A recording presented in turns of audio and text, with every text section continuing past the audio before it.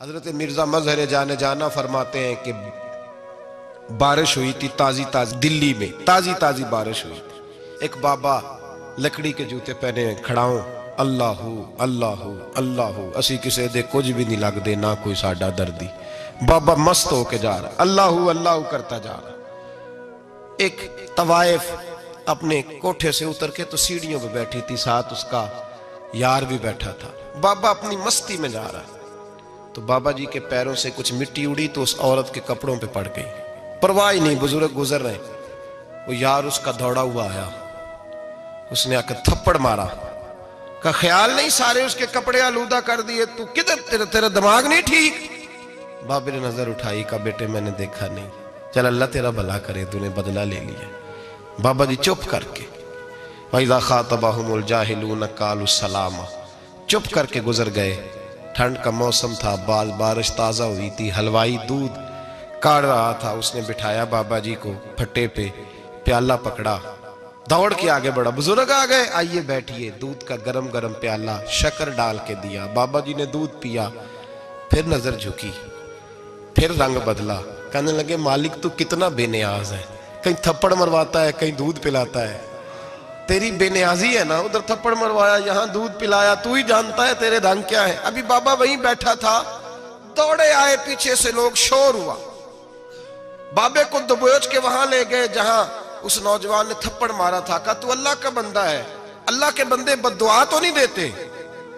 ہوا کیا؟ کہا تو نے بد دعا دی ہے؟ کہا نہیں دی، بات بتاؤ۔ کہنے لگے اس نے تجھے تھپڑ مارا ہے، چھت پہ چڑھا ہے، پیر پھسلا ہے، گردن کے بل گرا ہے، منکا ٹوٹ گیا، مر گیا ہے، تو نے بد دعا دی ہے۔ بابا جی کہنے لگے یار میں نے تو دوسرا لفظ بھی نہیں کہا، بھلا ہو کہہ کے گزرا ہوں، میں نے نہیں بد دعا دی۔ کہا تو نے دی ہے تبھی تو مر گیا۔ کہا نہیں دی۔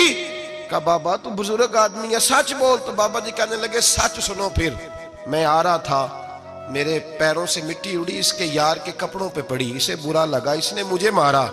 جب اس نے مجھے مارا تو میں کوئی لاوارث تو نہیں تھا، جب اس نے مجھے مارا تو میں کوئی لاوارث تو نہیں تھا، مجھے دشمنوں نہ چھیڑو، میرا ہے کوئی جہاں میں ابھی پکار لوں گا، نہیں دور ہے مدینہ۔ اس نے مجھے مارا تو میں کوئی لاوارث تھا کہ میرا بدلہ کوئی نہ لیتا؟ اس نے مجھے مارا ہے تو میرے یار کو برا لگا ہے تو اس نے اسے مار دیا ہے، میری تو غلطی کوئی نہیں، یاروں کا جھگڑا ہے، یہ تو دوستوں کا جھگڑا ہے، یہ تو یاروں کا جھگڑا ہے، کوئی غلطی نہیں میری، کوئی غلطی نہیں۔ خش جنہ قدر نہیں میرا، اے میرے صاحب نو وڈیاں، میں تے گلیاں دا روڑا کوڑا، میں گلیاں دا روڑا کوڑا، میں نو محل چڑھایا ہے سائیاں، میں نو محل چڑھایا ہے سائیاں۔ فرمایا اس نے مجھے لوارث سمجھا تھا کہ تھپڑ مار کے گزر جائے، میرا کو پوچھے گا ہی نہیں۔ میرے رسول پاک علیہ السلام کے بارے میں رب فرماتا ہے ابھی میں تو تیرے ہو تو وہ کافر کو سزا نہیں دیتا کہ تو موجود ہے۔ یاد رکھیں حضرت فضیل بن عیاض فرماتے ہیں ایک جوان تھا، مسجد میں آیا، لوگوں سے کہنے لگا روٹی کھلاؤ، کسی نے توجہ نہ کی، اس نے کہا میں رب بتانے والا ہوں، میری طرف دیکھو تو صحیح، کسی شخص نے خیال ہی نہ کیا۔ پھر اس نے کہا یار تھوڑا سوچو، نمازیوں سے کہا، اہل علاقہ سے کہا، انہوں نے کہا تیری طرح کے بڑے درویش دیکھیں۔ مسجد کے محراب میں وہ رب کریم کا بندہ انتقال کر گیا۔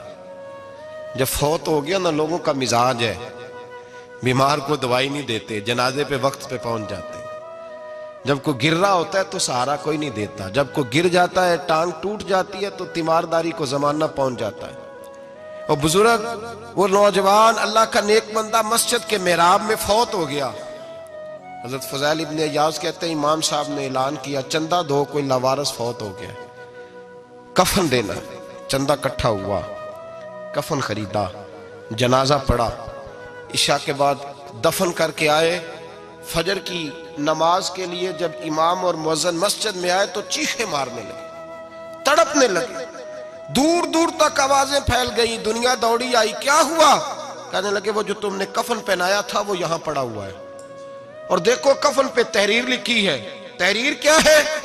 عرش کے مالک نے فرمایا میرے دوست نے روٹی مانگی تم نے دی نہیں، اس نے تمہیں میرے قریب کرنے کے لیے اپنی طرف توجہ کرائی، تم نے کی نہیں، اور میرا یار تمہارے کفن کا محتاج تھا، سنبھال کے رکھو اپنا کفن، میں نے اسے جنت کا لباس عطا فرما دیا، سنبھال کے رکھو، یہ کوئی لاوارثوں کا ٹولہ ہے؟